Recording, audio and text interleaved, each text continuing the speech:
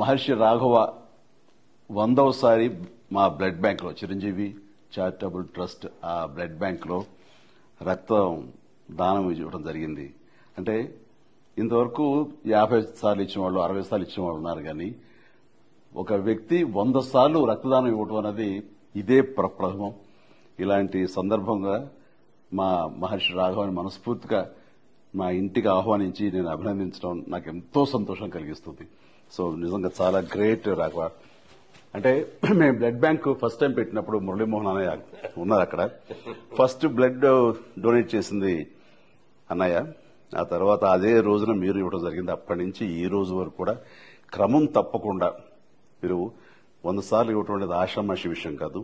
ఈ గెస్చర్ ఇది ఎంతో మందికి ఇన్స్పిరేషన్ గా ఉండాలి, మరెంతో మంది మోటివేట్ అవ్వాలి.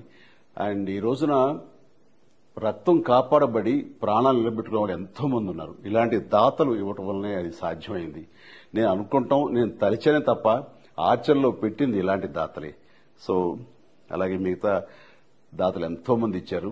వాళ్ళందరికీ మహర్షి రాఘవ తలమానికంగా ఉన్నాడు. దానికి మనస్ఫూర్తిగా రాఘవని మీ అందరి సమక్షంలో, అన్నయ్య సమక్షంలో, వారి సతీమణి సమక్షంలో నేను మనస్ఫూర్తిగా నా అభినందన తెలియజేస్తున్నాను. అండ్ ఇంకంత అంత గురించి ఏం చెప్పలేను. ప్లీజ్.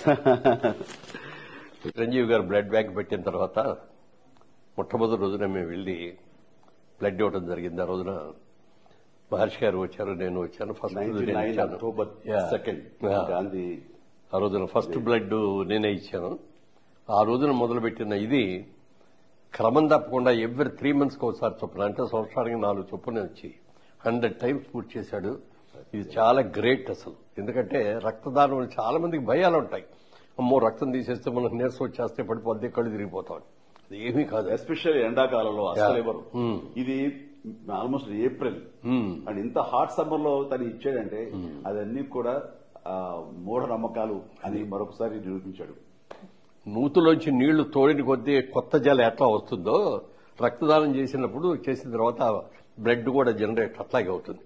అందుకని ఎవ్వరూ కూడా భయపడక్కర్లేదు. శుభ్రంగా యంగ్గా ఉన్నవాళ్ళు, ధైర్యంగా ఉన్నవాళ్ళు, గట్టిగా ఉన్నవాళ్ళు రక్తదానం చేస్తే 10 మందికి ప్రాణాలు కాపాడే వాళ్ళు అవుతాం.